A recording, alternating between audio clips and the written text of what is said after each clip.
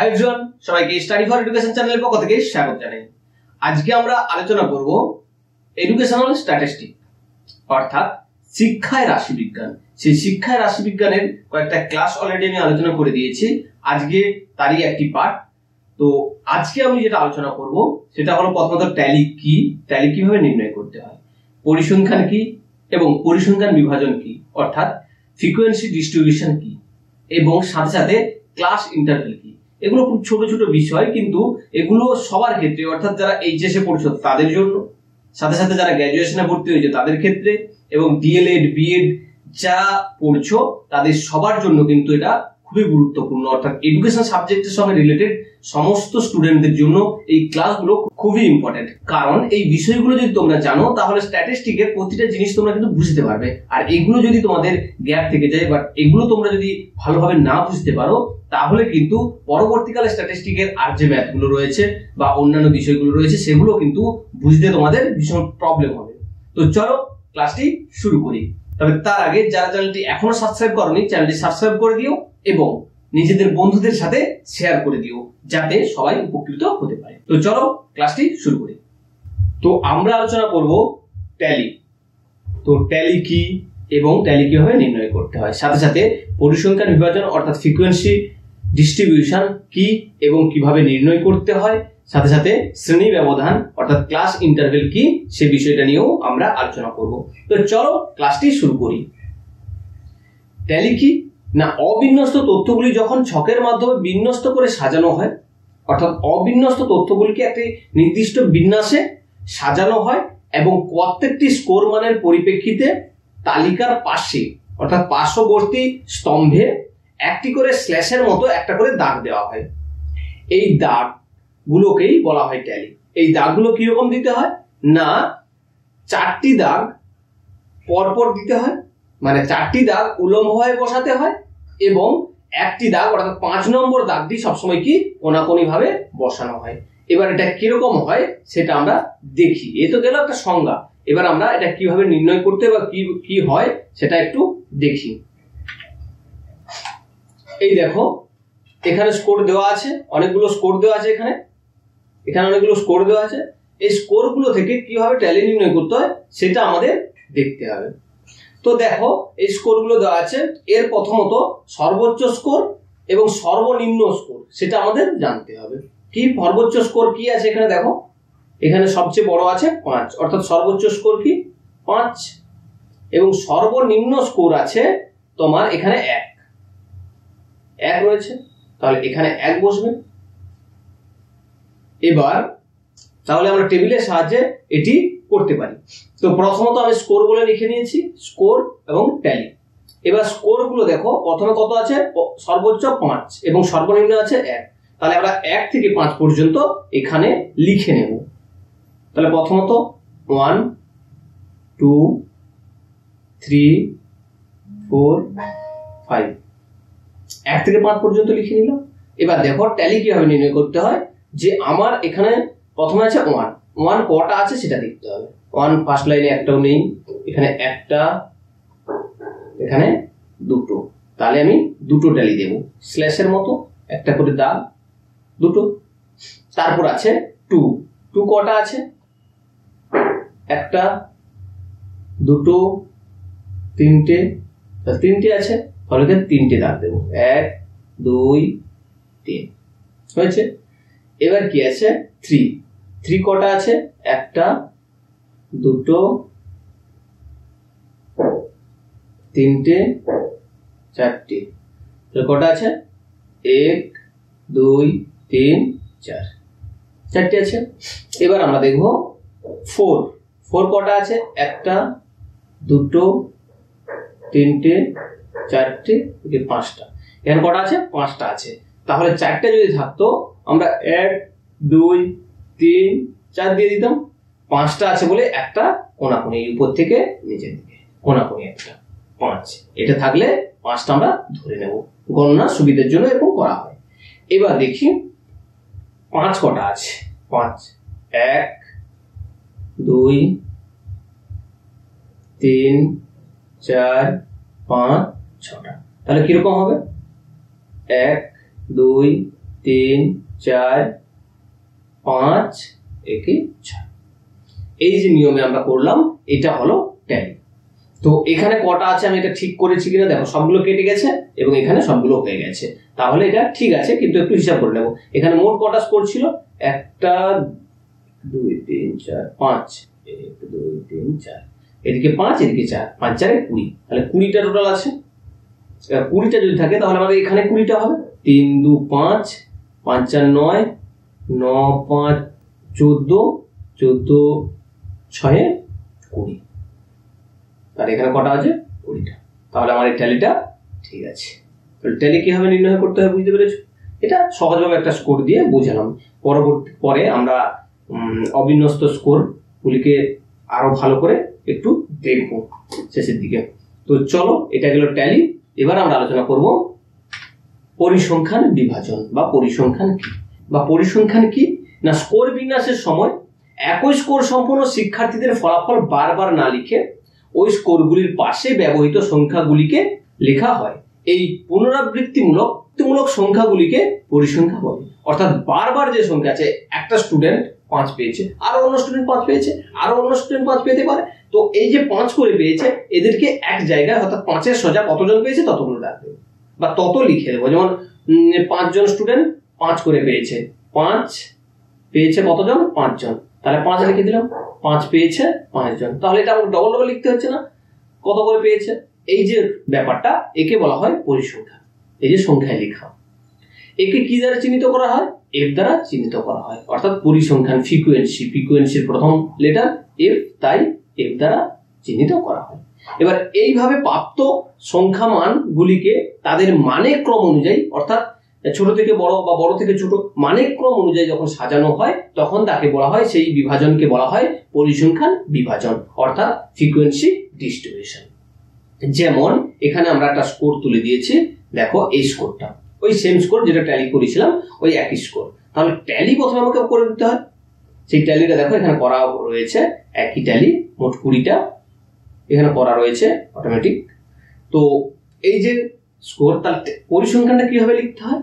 যটা tally আছে তটাই হয় পরিসংখ্যান। এখানে 2, অর্থাৎ 1 নম্বর স্কোরের কটা 1 ছিল, 1 2টো ছিল, এই জন্য 2 করেছিলাম ট্যালি, সেই 2 হলো পরিসংখ্যান। কিভাবে লিখতে হয়? এভাবে 2।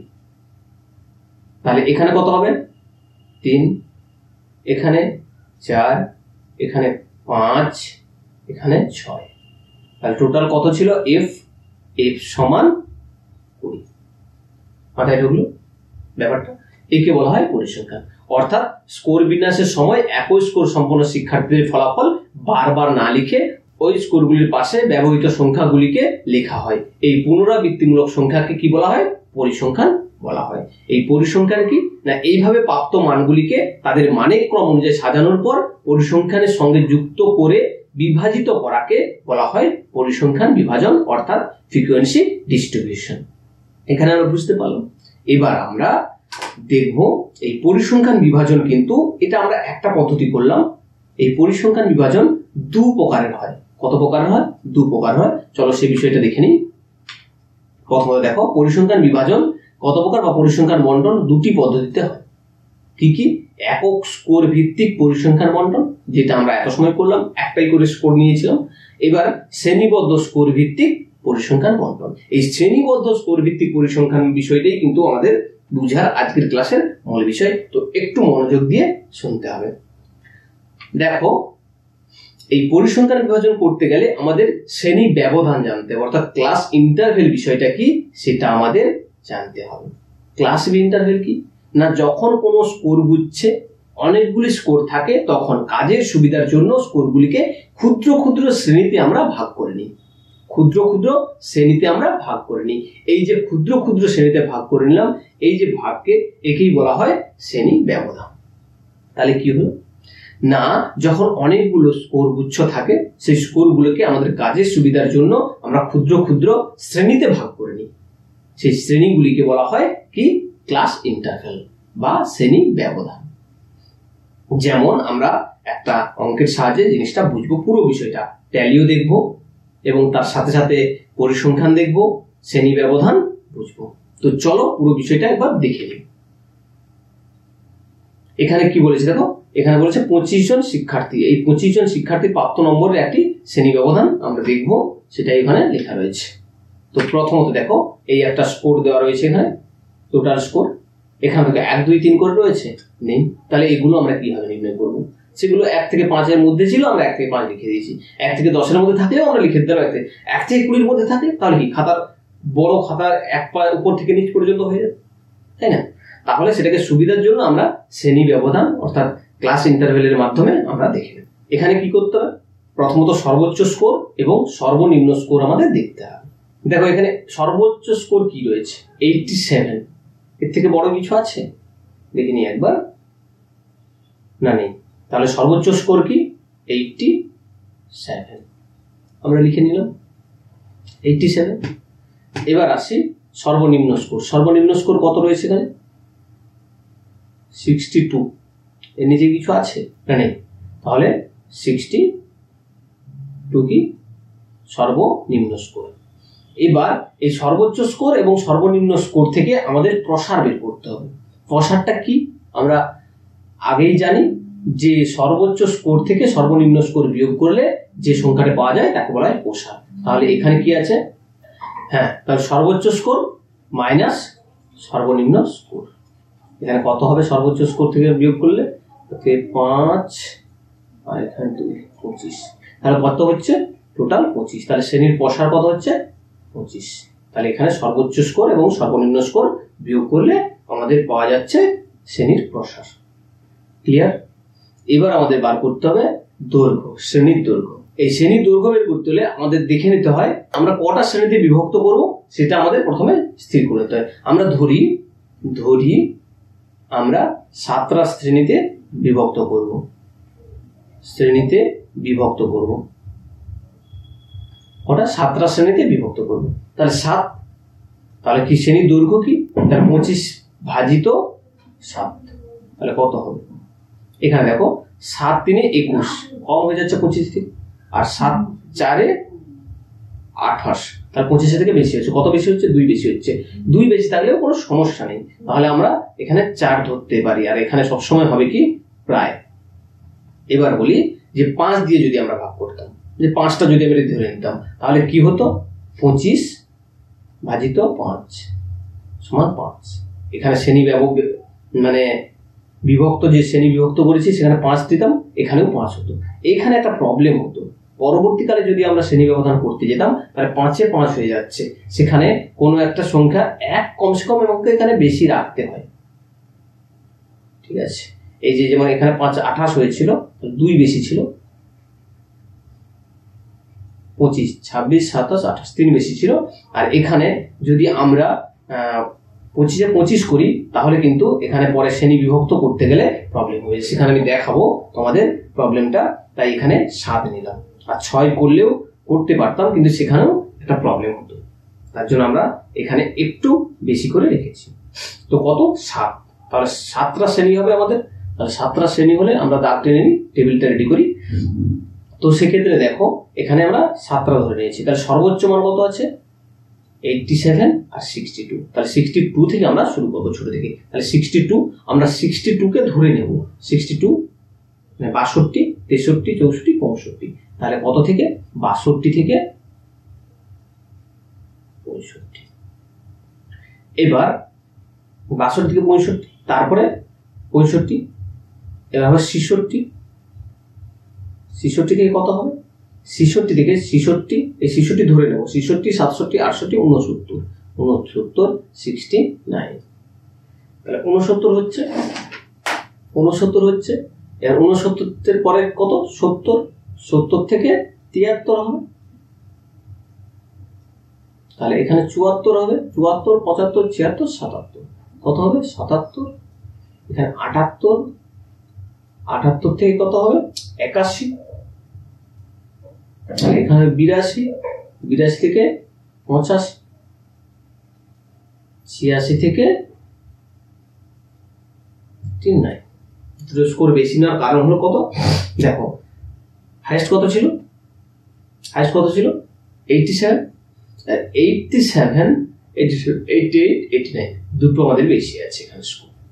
কিন্তু যদি আমরা এখানে মাপে মাপে 5টা হতো তাহলে 1 2 3 4 5 5টা যদি হয় সেখানে আমি একটা স্কোর লিখি 5টা। আমি ধরলাম যে আমরা শ্রেণী 5টা শ্রেণীতে বিভক্ত করবো। সেখানে কি প্রবলেম হয় দেখো, 62 5 করে শ্রেণী ব্যবধান, এখানে শ্রেণী ব্যবধান কত করে ধরছি আমরা 4 করে ধরছি প্রায়।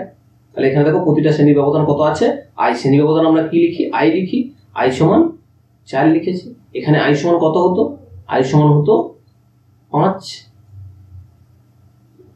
5 হতো। তাহলে 5 হলে 62 পরে 62 63 64 65 66 হতো। তাহলে 67 থেকে আমরা করতাম, 67 থেকে কি হতো, 67 থেকে হতো 71,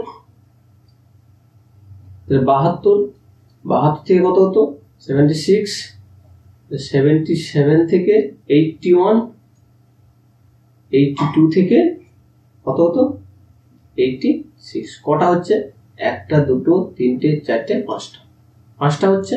এখানে কি আই সমান 5, 5 করে ব্যবধান। আর আমরা শ্রেণী কটা শ্রেণীতে বিভক্ত করতাম, ধরে নিতাম এখানে 5 ধরে নিলে কি 5টা হতো। এখানে 7 ধরেছিলাম বলে কটা হয়েছে, এখানে 7 ধরেছিলাম কটা হয়েছে, 7টা হয়েছে। 1 2 3 4 5 6 7। আর এখানে 5 ধরেছি কটা হয়েছে, 5টা। এখানে দেখো 86 পর্যন্ত আসছে তো। তাহলে আমার হাইয়েস্ট স্কোর কত আছে 87। তাহলে 87 কি পরের স্কোরে চলে এসছে, তাহলে তো 6টা হয়ে যাচ্ছে। তাহলে 5টা হয় না তো, হবে না। তার জন্য সুবিধার জন্য আমরা 7 ধরে নিয়েছিলাম। এবার ক্লিয়ার হয়েছে বিষয়টা। তো এবার আমরা দেখব যে ট্যালি কিভাবে নির্ণয় করতে। আমরা আগেই দেখেছি 62 থেকে 65 মধ্যে কটা আছে। 62 থেকে 65 মধ্যে কটা আছে দেখো তোমরা। 62 থেকে 65 মধ্যে আছে 65, একটা 65 আছে, 1 2 3, কটা আছে তাহলে 3টে। তাহলে 3টে দাগ হবে এখানে, ট্যালি হলো। এবার আমরা 66 থেকে 69 কটা আছে, 1 2 3 4টে, কটা আছে 4টে। তাহলে এখানে কটা ট্যালি হবে, 1 2 3 4টে। 70 থেকে 73 দেখো, 73 একটা, 1 2 3 4 5 6টা, কটা হচ্ছে 6টা। তাহলে 6টা কিভাবে লিখবো, আমরা আগেই বলেছিলাম 1 2 3 4 5, 5টা হলে কাটতে হবে এবং 6টা। এবং 74 থেকে 77, 74 76 আছে, 1 2 3 4 5টা, কটা হচ্ছে 5টা। 1 2 3 4 থেকে 5টা, তাহলে 5টা হচ্ছে। এবং তারপর কত আছে 78 থেকে 81, 78 থেকে 81 কটা আছে তাহলে। তো 78 একটা 2 3টে আছে, তাহলে ট্যালি কটা হবে 3টে দাগ হবে। 82 থেকে 85, 82 থেকে 85 কটা আছে, 82 থেকে একটা 2 আছে, 2 কে 3টে, কটা আছে তাহলে 3টে আছে, 1 2 হয়েছে। এবার 86 থেকে 89 কেবলমাত্র আমাদের এইখানে একটা আছে দেখো 87, তাহলে একটা 86 থেকে 89 একটা, তাহলে এটা হলো ট্যালি। তো এবার আমরা করব পরিসংখ্যান। তাহলে ট্যালি থেকে পরিসংখ্যান করা খুব সহজ। এখানে 3টে ট্যালি, 3, এখানে আছে 4, এখানে আছে 6, এখানে আছে 5, এখানে 3, এখানে 3, এখানে 1, টোটাল কত হচ্ছে 4 3 7 6 713, 13 5 18, 18 19 20 21 22 23 24 25, তাহলে কত হচ্ছে 25। তাহলে পরিসংখ্যান F সমান 25 হচ্ছে। এবার তাহলে আমাদের এখানে বুঝে যাচ্ছে যে পরিসংখ্যান আমাদের ঠিক রয়েছে, অর্থাৎ 25 হচ্ছে। মানে আমরা প্রথমে লিখেছিলাম মোট 25 আমাদের প্রসার এবং এখানে 25 মিলে যাচ্ছে, তাহলে ট্যালি এবং পরিসংখ্যান দুটোই আমাদের ঠিক রয়েছে। এই গেল ট্যালি এবং পরিসংখ্যান, বুঝে গেল। এটা এটাই ছিল আজকের ক্লাস। তো পরবর্তী ক্লাসে আমরা এই যে ট্যালি পরিসংখ্যান থেকে কিভাবে মিন মিডিয়ান মোড নির্ণয় করতে হয় ট্যালি থেকে, অর্থাৎ বিচ্ছিন্ন স্কোর থেকে। আগের তোমাদের একজন কমেন্ট করেছিল যে স্যার বিচ্ছিন্ন স্কোর থেকে একটা মিন মিডিয়ান মোড করে দিন, তো নেক্সট ক্লাসে আমরা সেটাই করব।